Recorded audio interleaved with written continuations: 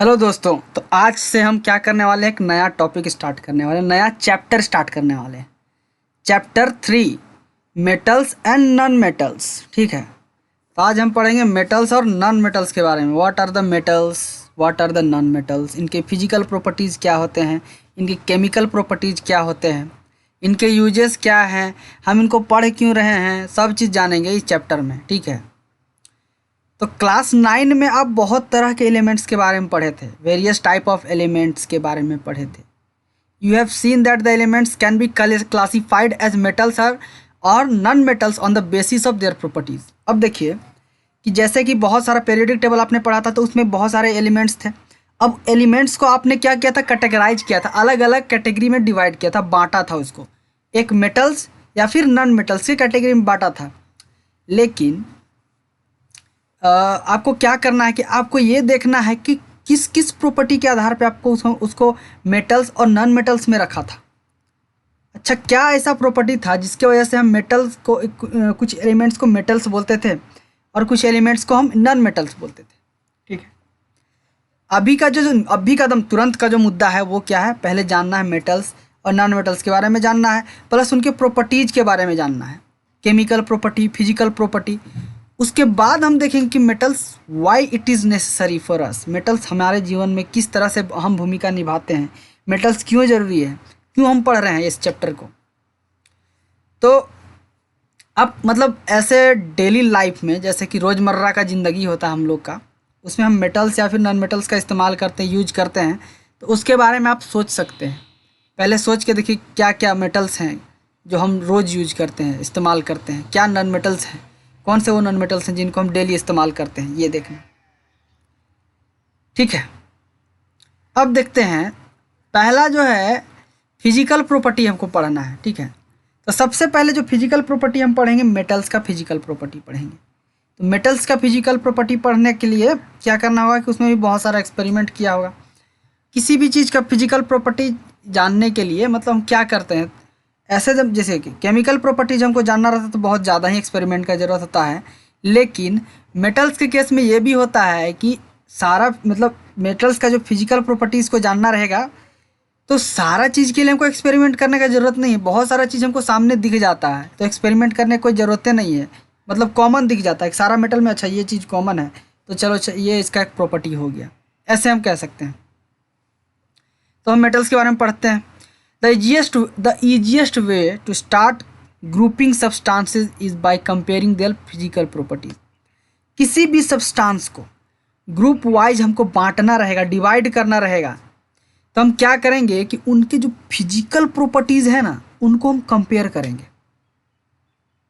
अगर देखेंगे कि भाई साहब ये चीज़ चमक रहा है, तो इतना सारा जो मेटल्स है सब चमक रहा है, तो इसको एक कैटेगरी में हम रख देंगे कि नहीं, ये जितना चमकने वाला है ये है, ये फिजिकल है, ये हमको दिख रहा है, बाहर से दिख रहा है।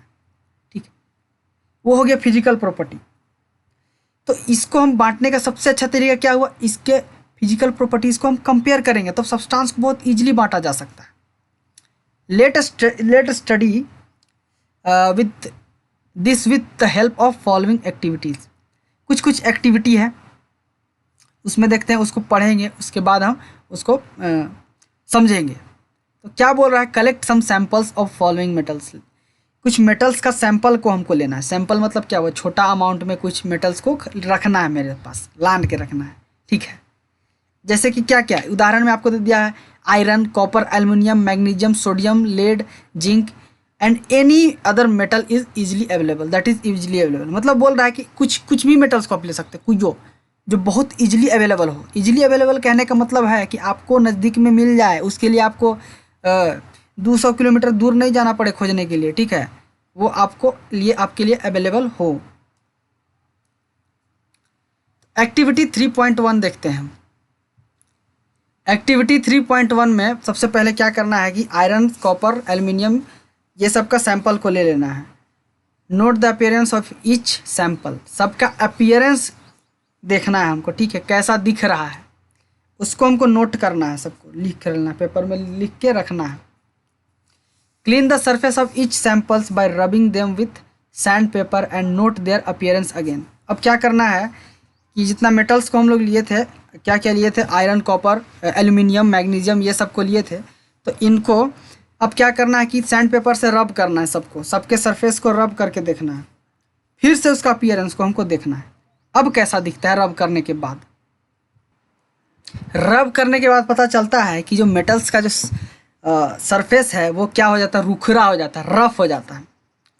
तो इससे क्या पता चलता है, जितने भी मेटल्स प्योर स्टेट में रहते हैं, जब उसको छेड़खानी कुछ नहीं किया जाए, उसके साथ छेड़खानी नहीं किया जाता है, जैसे कि हम अभी छेड़खानी किए कि नहीं, आयरन, कॉपर, एल्यूमिनियम, ये लोग को लिए, ये लोग को पहले रगड़ दिए साला सरफेसवा को, सारे सरफेस को रगड़ के हम उसका रफ बना दिए, तो वो साइन नहीं करेगा, चमकेगा नहीं।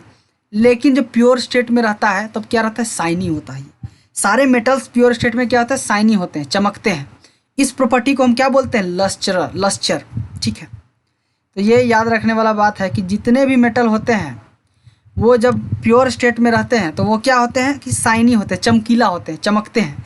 दूर से भी देखिएगा तो चमकता नजर आएगा आपको। ठीक है, आँख चौंधिया जाएगा उससे, इतना चमकता है, मतलब इतना चमकता है। लाइट पड़ने पर डिपेंड करता है कितना ज़्यादा लाइट पड़ रहा है, चमकता है, तो उसको बोलते हैं लस्चरस। ये आपका एक प्रॉपर्टी हो गया, लस्चर हो गया, ये हो गया चमक, जो उसमें चमक है, जो शाइनिंग है उसके वजह से, तो उसी को, इसीलिए उसको हम लोग लस्चर इसका प्रॉपर्टी है। एक प्रॉपर्टी ये हो गया आपका मेटल का। अब एक्टिविटी 3.2, इसमें दूसरा प्रॉपर्टी शायद देखने को मिलेगा हमको। Take small pieces of iron, copper, aluminium, magnesium, try to cut these, ठीक है, metals with sharp knife and note your observation. अब क्या करना है कि मतलब छोटा टुकड़ा लेने के लिए लेने के लिए बोला है। इसके मतलब क्या हुआ कि मान लीजिए ये मेरा उंगली है, इतना बड़ा आपको आयरन, कॉपर, एल्यूमिनियम, मैग्नीशियम, मतलब ये सारे मेटल्स को ले लेना है। ठीक है, इनके टुकड़ों को लेना है और क्या करना है कि जो शार्प नाइफ होता है, जिससे सब्जी वगैरह ये सब काटा जाता है, तो क्या करना है, उसको आपको काटना है। काटने के बाद आपको ऑब्जर्व करना है उसका कैसा दिखता है, क्या होता है। Hold a piece of sodium metal with pair of tongs. Sodium metal को बहुत सावधानी पूर्वक मतलब पकड़ना है। ठीक है, उसको अच्छी तरह से सुखा लेना है। उसके बाद क्या करना है, आपको वॉच ग्लास में रखना है। ठीक है, try to cut it with a knife. अब नाइफ के साथ, से उसको कट करके देखना है आपको। व्हाट डू यू ऑब्जर्व, मतलब इसको कट करके देखने के बाद, काटने के बाद आपने क्या ऑब्जर्व किया। ये एक एक्सपेरिमेंट था। अब इस एक्सपेरिमेंट से हमको क्या पता चलता है वो देखते हैं, रिजल्ट आगे हमको दिखेगा। तो यहाँ पे क्या बोल रहा है कि you will find that metals are generally hard, the hardness varies from metal to metal. अब यहाँ से पता चल रहा है कि आप आयरन को काटने का कोशिश किए तो आप काट नहीं पाइएगा, क्योंकि वो बहुत ही हार्ड होते हैं और इनका हार्डनेस वेरी करता है मेटल टू मेटल। मतलब जितने भी मेटल होते हैं, सारे मेटल का हार्डनेस सेम नहीं होता है। कुछ मेटल बहुत ज़्यादा ही हार्ड होते हैं, कुछ मेटल कम हार्ड होते हैं, कुछ मेटल इंटरमीडिएट होते हैं। ये एक्सपेरिमेंट से आपको ये पता चला। तो इसीलिए आपको बोला गया था कि अलग अलग मेटल लेना है, एक ही मेटल नहीं लेना है, अलग अलग मेटल ले लीजिए, उसको काटिए। काटने के बाद पता चल गया कि कोनो मेटल वह है कि सर बढ़िया से कटा, कोनो है कि कटबे नहीं किया, कोनो काटने में बहुत ही मेहनत लग गया। तो यहाँ से पता चलता है कि मेटल्स आर वेरी हार्ड। ठीक है, वो हार्ड होते हैं और क्या होते हैं, वो उनका हार्डनेस जो है वो वेरी करता है। अलग अलग मेटल का हार्डनेस अलग अलग होता है, सबका सेम नहीं होता है। यहाँ से ये पता चला। अगला एक्सपेरिमेंट है 3.3, take piece of iron, zinc, lead and copper. अब क्या करना है आपको, iron, zinc, lead and copper का छोटा छोटा पीस ले लेना है। ठीक है, place any one metal on block of iron and strike it 4 or 5 times with hammer. What do you observe. अब क्या करना है कि जो आयरन, जितना सारा मेटल्स लिए थे अलग अलग, सबको एक एक तरह से ऐसे ब्लॉक में रख देना है। ठीक है, अब रखने के बाद हथौड़ा से मारिए उसको, दम दम। तो मारने के बाद पता चलेगा, आप ऐसा करके देखिएगा तब पता चलेगा। ये सब किया हुआ है, ये एक्सपेरिमेंट जितना सारा ये इसको ट्राई करके देख चुका है, बहुत अच्छे से वेरीफाइड है पूरा। तो उन्होंने जो रिजल्ट एक्सट्रैक्ट किया है करने के बाद वो यहाँ पे लिखा हुआ है किताब में, आपको सिंपली बस यही है। लेकिन ये एक्सपेरिमेंट आप आराम से कर सकते हैं। आपको अगर मेटल्स अवेलेबल है आपके अगल बगल में, ये सब आयरन, जिंक, लेड, कॉपर, कुछ भी जितना सारा मेटल है, तो आप उसको हैमर से पीट करके देख सकते हैं और उसके बाद ऑब्जर्व कर सकते हैं। क्या बोलता है, रिपीट विथ अदर मेटल्स, सारे मेटल्स के साथ ऐसे करना है और रिकॉर्ड करना है कि चेंज शेप में चेंज क्या है, चेंज में मतलब शेप उसका जब पहले था उसमें बदलाव क्या है, ऐसा करने के बाद वो आपको देखना है, रिकॉर्ड करना है। फिर यहाँ पे लिखा है इन्होंने लिखा है you will find that some metals can be beaten into thin sheets, this property is called malleability. देखिए जब भी आपको मेलिएबिलिटी का डेफिनेशन पूछ देगा तो आप ये डेफिनेशन बोल सकते हैं। जैसे कि हम क्या कि इतना सारा मेटल्स जो लिए 3-4 मेटल्स जो था उनको हम पीट करके देखे, तो पीटने के बाद पता चला कि कुछ मेटल है उसको क्या होता है सीट्स में बांट सकते हैं, सीट बना सकते हैं। सीट कहने का मतलब क्या हुआ, जैसे देखे होंगे कि आप सोचिए ऐसे आयरन जो होता है, मान लीजिए इतना मोटा आयरन है, उसको पीट पीट के पेपर जैसा पतला कर दीजिए, मार के दूसरा को पेपर जैसा पतला हो गया तो वो क्या हो गया, उसको सीट बोलते हैं। उसी मतलब कहने का मतलब है कि जो मेटल्स होते हैं उनको पीट करके सीट बनाया जा सकता है, ठीक है, ये हो गया। अब यहाँ पे क्या है कि do you know that gold and silver are most malleable metals, तो आपसे पूछ देगा कि मोस्ट मेलिएबल मेटल कौन से हैं, मतलब कौन सा ऐसा मेटल है जिसको आराम से पीट के एकदम बहुत भयानक सीट बनाया जा सकता है, तो उसका उदाहरण हो जाएगा, एग्जाम्पल हो जाएगा silver and gold. Silver and gold is a most malleable metal, ठीक है। एक्टिविटी 3, अब दूसरा 3.4 दूसरा एक्टिविटी है, इसमें क्या है, list the metals whose wires you have seen in daily life. आप लोगों के घर तरफ बिजली आया होगा, ठीक है, आपके घर में भी बिजली होगा, लाइट जलता होगा, आपके घर में वायरिंग हुआ होगा, चाहे बाहर आप देखेंगे टावर में वायरिंग किया गया होगा। तो आपको पूछा जा रहा है आपसे कि आप क्या उस आयरन जो वायर है उसके मेटल्स को पहचान सकते हैं, जो वायरिंग किया गया है उसमें कौन से मेटल अवेलेबल होते हैं, कौन से मेटल्स से बने होते हैं, तो क्या आप ये बात पता कर सकते हैं? अगर पता कर सकते हैं तो उनका लिस्ट बना लीजिए, ठीक है। अब यहाँ से क्या होगा, अब यहाँ से इस एक्सपेरिमेंट से आपको क्या पता चलेगा कि अब जैसे कि जितना सारा वायर था उसका लिस्ट अगर आपके पास है तो उससे पता चल जाए कौन कौन से जो मेटल हैं, जो कौन कौन सा जो मटेरियल है उसमें सब्सटेंस है इलेक्ट्रिसिटी को कैरी करता है, ठीक है। The ability of a metal to be drawn into thin wire is called ductility. यहाँ पे इस एक्सपेरिमेंट की वजह से एक कौन सा प्रॉपर्टी को दिखाना चाह रहा है, एक प्रॉपर्टी है डक्टिलिटी। डक्टिलिटी कहने का मतलब क्या हुआ कि किसी भी मेटल्स को हम वायर बना सकते हैं, तार बना सकते हैं, तो उसी एबिलिटी को क्या बोलते हैं, डक्टिलिटी। जैसे कि आप समझिए, ऐसे समझिए, आपके सामने कोई खिलौना होता है, ठीक है, फाइबर का खिलौना होता है, तो क्या आप उससे वायर बना सकते हैं? नहीं बना सकते, लेकिन लोहा से आप वायर बना सकते हैं, लोहा को पिघला करके आप उस तरह से वायर बना सकते हैं। तो मेटल्स का ये प्रॉपर्टी होता है, उसको डक्टिलिटी कहते हैं, ठीक है। अब समझ जाइए कि प्रॉपर्टीज़ पढ़ना क्यों ज़रूरी था। अब हमको समझ में आया कि अगर हमको वायर बनाना रहेगा, ठीक है, तो हम किस चीज़ का वायर बनाएंगे, मेटल्स का वायर बनाएंगे। क्यों बनाएंगे? उनको वायर आराम से बनाया जा सकता है, वो उसी प्रॉपर्टी को बोलते हैं ductility. Gold is a most ductile metal, इसको हम यहाँ तक हाईलाइट कर देते हैं। तो सबसे ज़्यादा डक्टाइल जो मेटल होता है वो कौन सा होता है, गोल्ड होता है। आपसे ये सवाल पूछ देगा which metal is more ductile, तो गोल्ड होता है सबसे ज़्यादा डक्टाइल होता है। इसको आराम से खींच के तार बनाया जा सकता है। You will be surprise to know that wire of about 2 kilometre length can be drawn from 1 gram of gold. 1 gram, 1 gram अगर गोल्ड लीजिएगा, 1 ग्राम गोल्ड, उससे वायर कितना बनाया जा सकता है, 2 किलोमीटर का वायर बनाया जा सकता है। 2 किलोमीटर, समझ रहे हैं? 2 किलोमीटर कितना ज़्यादा डिस्टेंस होता है, कितना बड़ा डिस्टेंस होता है। 1 ग्राम का वैल्यू कितना होता है, आप समझ जाइए कितना छोटा होता होगा 1 ग्राम। आप अंदाज़ा लगा लीजिए कि 1 ग्राम कितना होता है। अब कहीं भी मंगरैला ज्वाइन वगैरह कुछ भी लेने जाते होंगे तो 100 ग्राम लेते हैं, 100 ग्राम, वो कितना रहता है, इतना लगभग रहता है। अब उसका 1/100 पार्ट मतलब 1 ग्राम, सोचिए 1 ग्राम वायर को खींच के 2 किलोमीटर का वायर बनाया जा सकता है। 1 ग्राम गोल्ड को खींच करके 2 किलोमीटर का वायर बनाया जा सकता है।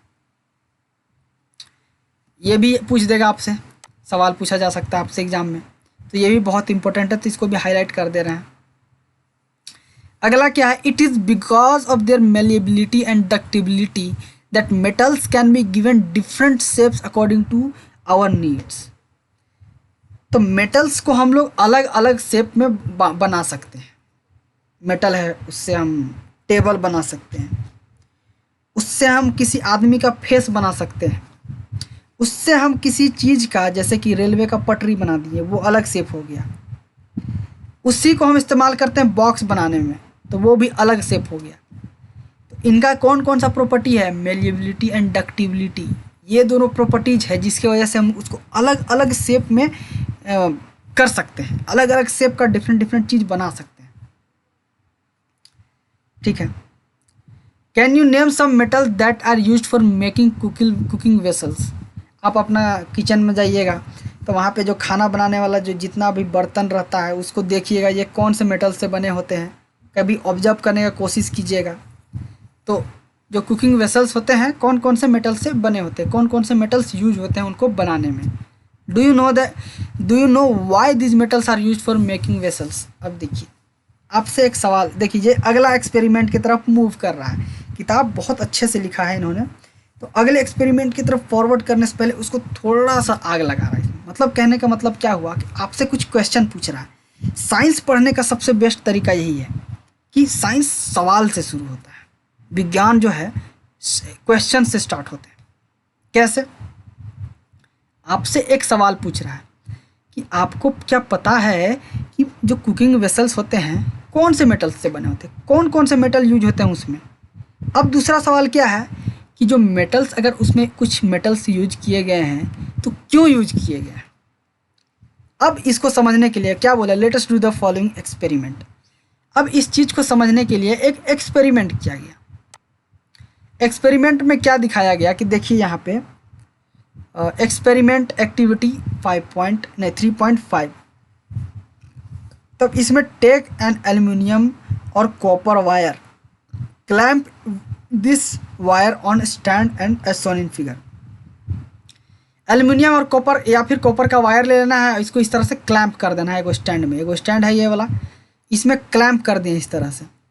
अब क्या किए हैं, fix a pin to free end of the wire using wax. ठीक है, यहाँ पे देखिए पिन लगा दिया गया। ठीक है, इसी वायर में पिन लगा दिया, क्या यूज करके, वैक्स। वैक्स किसको बोलते हैं, मोमबत्ती में जो रहता है ना, उसके जरिए से हम इसको सटा दिए हैं, वायर में सटा देना है। अब क्या करना है कि स्पिरिट लैंप लेना है। ठीक है, स्पिरिट लैंप लेके उसको नीचे से हीट करना है, तो गर्म करना है, यानी पूरा इधर नहीं करना, इधर गर्म करना है। अब यहाँ पे आपका सवाल का जवाब आने वाला है कि कौन से मेटल्स हम किस लिए यूज करते हैं। मेटल्स, कोई भी पार्टिकुलर जो मेटल होता है उसको खाना बनाने के जो बर्तन बनाते हैं उसमें क्यों इस्तेमाल करते हैं, इससे आपको पता चलेगा। अभी आपको उस सवाल का जवाब मिल जाएगा यहाँ पे। ठीक है, अब क्या कह रहा है, what do you observe after some time, note your observation, does the metal wire melt. आपसे सवाल पूछ रहा है कि आप ऐसा करने पे, ये तो सेटअप था, ऐसा हम कर दिए, कुछ समय के बाद आपने क्या ऑब्जर्व किया, क्या आपको दिखा, ये बताइए। इसी चीज़ को आपको लिखना है, नोट करना है। सवाल है कि does the metal wire melt, जो मेटल वायर है वो क्या पिघला। अब देखिए अभी हम लोग क्या पढ़ रहे हैं, थ्योरी पढ़ रहे हैं। हमने इस एक्सपेरिमेंट को किया नहीं है। इस एक्सपेरिमेंट को किसने किया, साइंटिस्ट लोगों ने किया है। उन्होंने क्या किया, उन्होंने एक्सपेरिमेंट के करने के बाद इसका प्रोसेस को लिख दिया और रिजल्ट को भी लिख दिया। ठीक है, the above activity shows that metals are good conductor of heat, have high melting points. Best conductor of heat are silver and copper. Lead and mercury are comparatively poor conductor of heat. सवाल है का जवाब तो मिल गया। इस experiment को करने के बाद ये पता चला कि जितने भी मेटल्स होते हैं वो गुड कंडक्टर ऑफ हीट होते हैं। कंडक्टर ऑफ हीट कहने का मतलब क्या हुआ, जैसे कि यहाँ पे देखिए सेटअप को हम अच्छे से देखते हैं।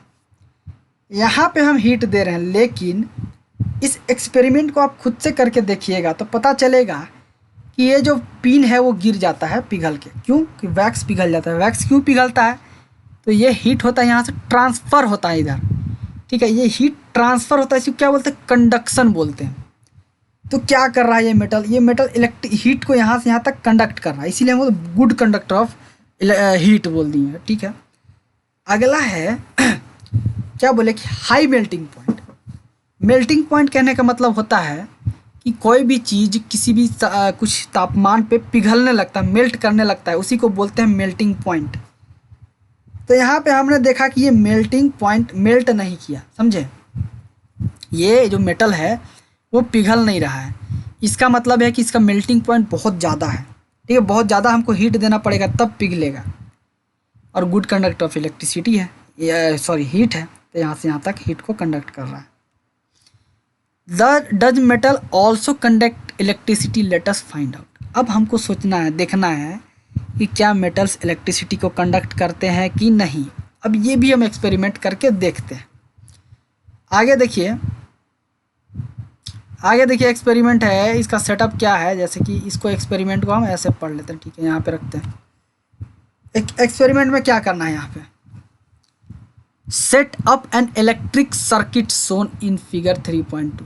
ये फिगर 3.2 है, इसमें इलेक्ट्रिक सर्किट बनाना है। क्या करना है, बैटरी जोड़ना है, फिर यहाँ पे क्लिप रखना है, ठीक है। Insert sample to be tested. अभी क्लिप में क्या करना है, हमको मेटल का कोई भी सैंपल डालना है, जैसे आयरन, एल्युमिनियम, सोडियम, इतने सारे मेटल्स हैं, उनको हमको यहाँ पे डाल के चेक करेंगे। देखिए यहाँ पे बल्ब लगा हुआ है, यहाँ पे खाली जगह है, ठीक है। अब खाली जगह क्यों छोड़े, ये समझिए। ये बल्ब कब जलेगा बताइए? बल्ब तब जलेगा जब इसका सर्किट कंप्लीट होगा। सर्किट कंप्लीट होने का कहने का मतलब क्या हुआ कि यहाँ से यहाँ तक वायर में कोई गड़बड़ नहीं होना चाहिए, ना टूटा होना चाहिए, ना फूटा होना चाहिए, कुछ नहीं होना चाहिए। अब यहाँ तो है कि खाली है, छोड़ दिए हम। अब हम क्या करते हैं, मेटल्स को डाल के देखते हैं उसके जगह पे। मेटल को अगर डालेंगे, अगर बल्ब वो जल गया तो समझ जाएं कि मेटल के थ्रू इलेक्ट्रिसिटी कंडक्ट हो रहा है, तो हम कह देंगे कि metals are good conductor of electricity, ठीक है। और नहीं हुआ तो बोलेंगे नहीं है। आगे देखते हैं। जैसा कि हम बोले थे कि एक्सपेरिमेंट को कर चुका है, साइंटिस्ट लोगों ने किया है, उन्होंने करके देख चुका है।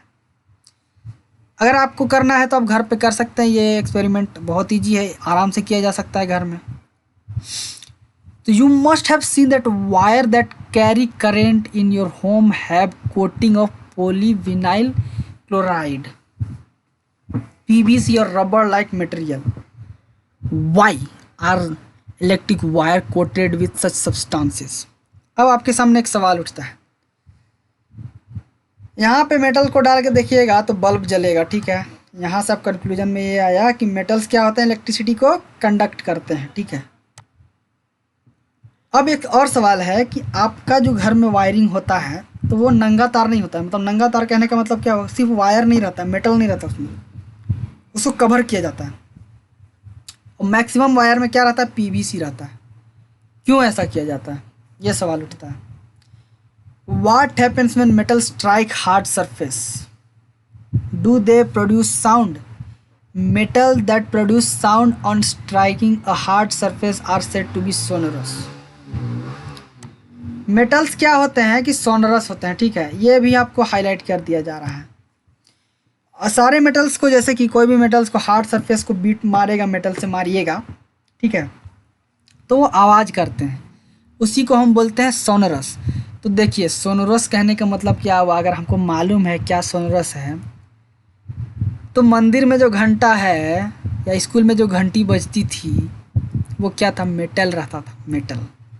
मेटल अगर नहीं रहता तो घंटी नहीं बजता, आवाज़ नहीं करता, सोनोरस नहीं है, ठीक है। तो मेटल्स का यूज हम इस प्रॉपर्टी जानने के बाद ही किए। अगर प्रॉपर्टी मालूम नहीं रहता कि सोनोरस होता है तो क्या हम उसका घंटी बना पाते, नहीं बना पाते। क्या हमको प्रॉपर्टी नहीं मालूम रहता तो क्या उसका वायर बना पाते, नहीं बना पाते। अगर मेटल्स का प्रॉपर्टी नहीं मालूम रहता तो क्या उसका हम सीट्स बना पाते, नहीं बना पाते। उससे अगर मालूम नहीं रहता उसका प्रॉपर्टी कि वो हीट को कंडक्ट करता है तो उससे क्या बर्तन बना पाते, खाने का बर्तन, नहीं बना पाते। तो प्रॉपर्टीज़ पढ़ने के बाद हमको बहुत सारी चीज़ों का सवाल का जवाब मिलता है, ठीक है। आगे देखते हैं नॉन मेटल्स के बारे में। अब मेटल्स के बारे में पढ़ चुके हैं, नॉन मेटल्स के बारे में पढ़ते हैं।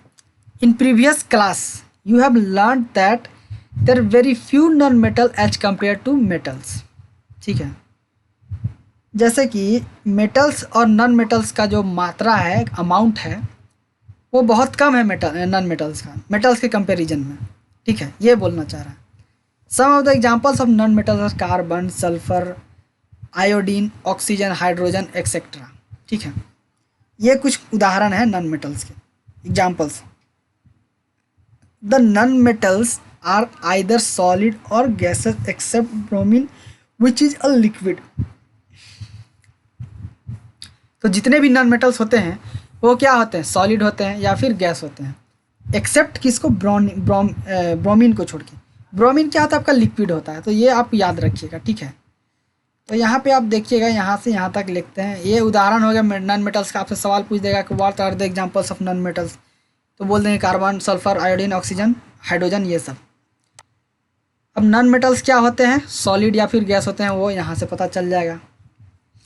Do non metals also have physical property similar to metals.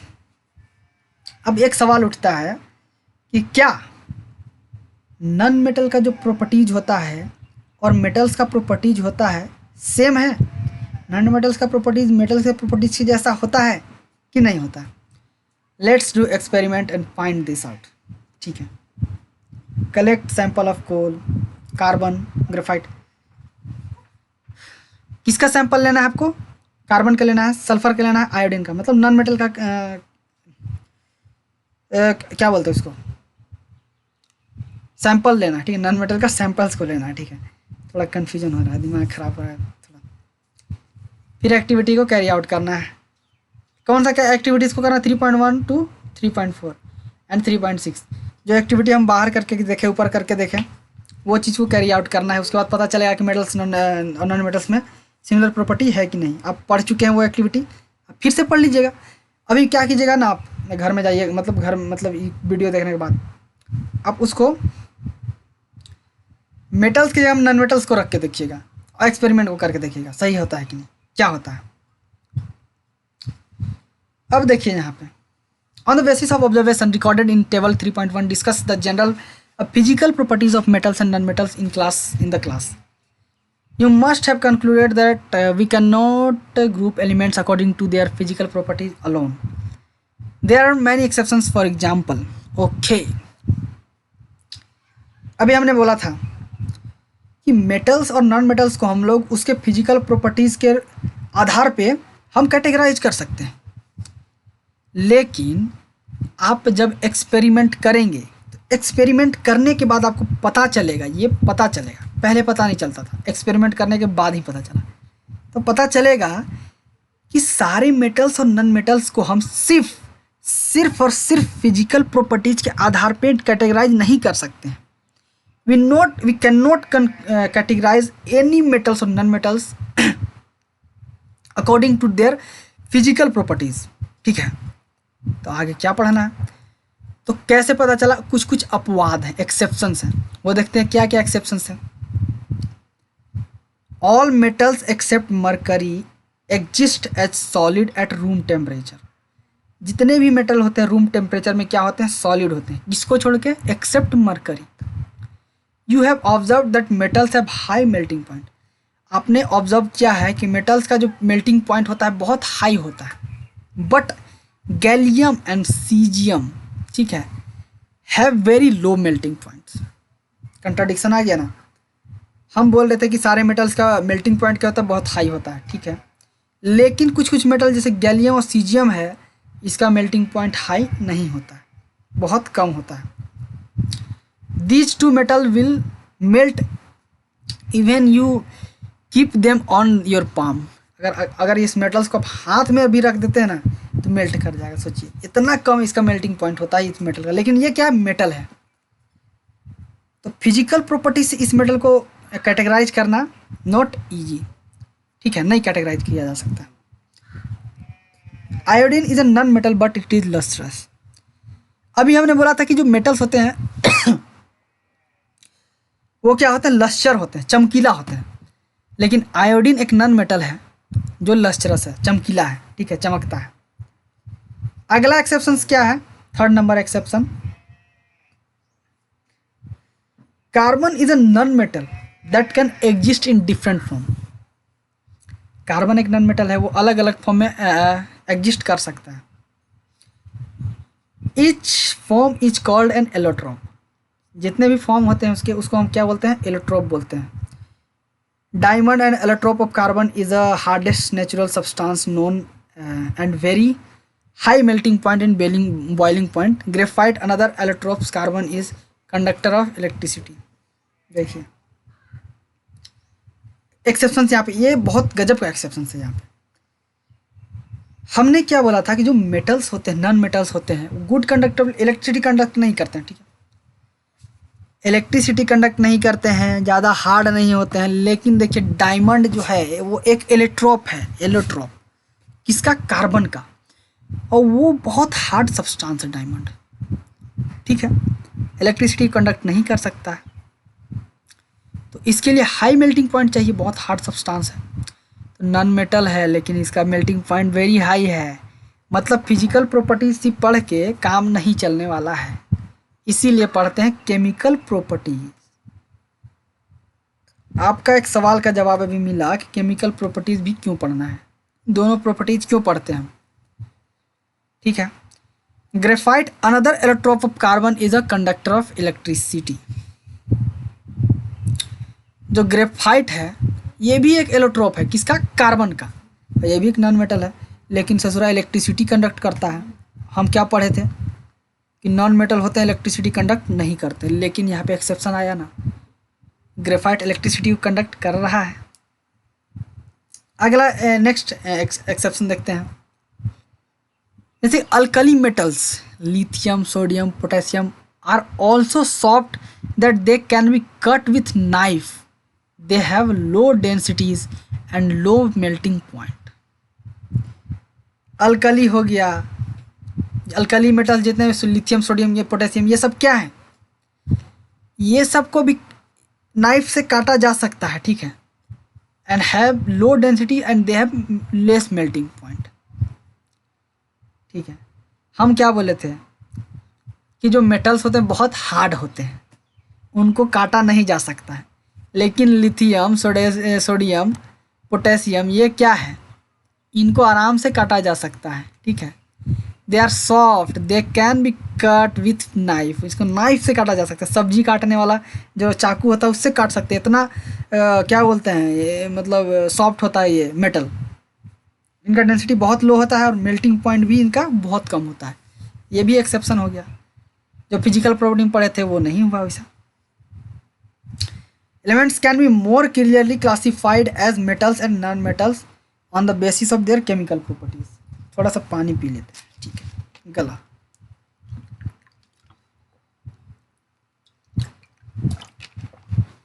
हाँ,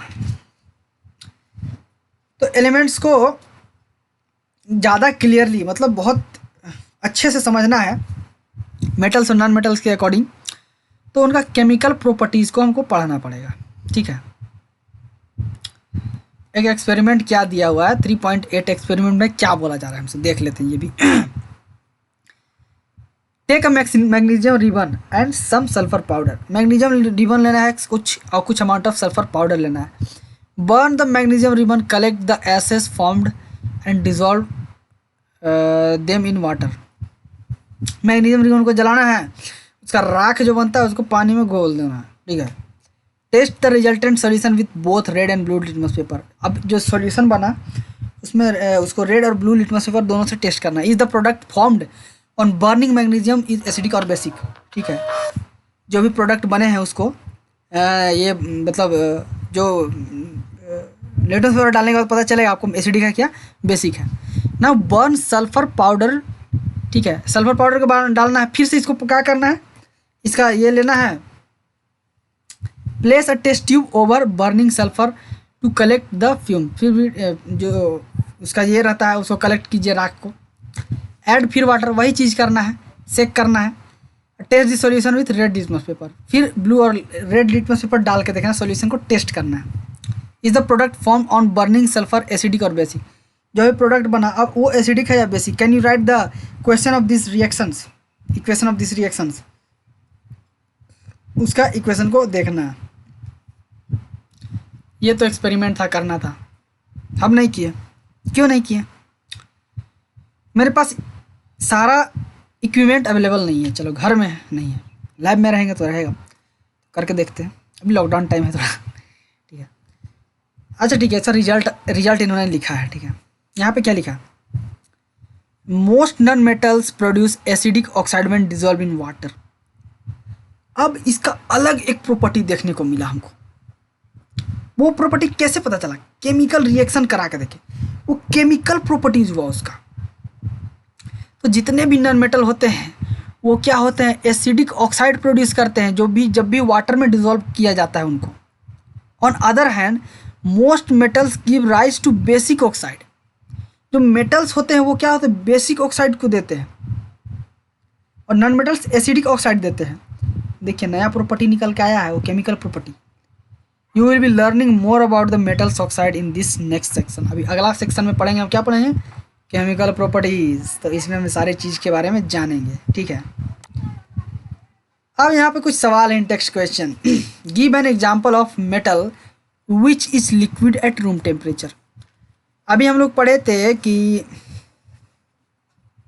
जो मेटल, जैसे कि कौन सा मेटल है जिसका जो रूम टेम्परेचर में लिक्विड में होता है? तो मरकरी है, मरकरी रूम टेम्परेचर में लिक्विड है। Can easily B cut with knife. कौन सा ऐसा मेटल है जिसको इजीली नाइफ से काटा जा सकता है? सोडियम हो गया, और क्या था देख लेते हैं, हम को याद नहीं है। सोडियम, लिथियम, पोटेशियम, ये सबको इजीली नाइफ से काटा जा सकता है, चाकू से काटा जा सकता है। वो मेटल कहला रहे हैं, सोचना चाकू से काट दे रहे हैं सब मेटल्स को। लेकिन इसको अगर चाकू से काटा जा सकता है, लेकिन इसको मेटल के प्रॉपर्टी में क्यों रखा गया? क्योंकि बाकी सब प्रॉपर्टी इसमें फॉलो कर रहा है, बाकी सब प्रॉपर्टी है वो भी फॉलो कर रहा है। अभी और डिटेल में जानेंगे। कौन सा ऐसा मेटल है जो गुड कंडक्टर ऑफ हीट होता है? देख लीजिएगा। पुअर कंडक्टर ऑफ हीट, वो भी देख लीजिएगा। Explain the meaning of malleable and ductile. Malleable और डक्टाइल हम पढ़ा चुके हैं, एकदम बहुत ईजी है, ये सब इजी क्वेश्चन है। अगर किताब को अच्छे से पढ़िएगा या फिर लेक्चर को अच्छे से देखिएगा तो सारा चीज़ का आंसर आप दे पाइएगा, ठीक है। तो अगले क्लास में हम लोग पढ़ेंगे केमिकल प्रॉपर्टीज ऑफ मेटल के, ठीक है। तब तक के लिए bye, okay, good bye, tata, bye bye, ख़त्म।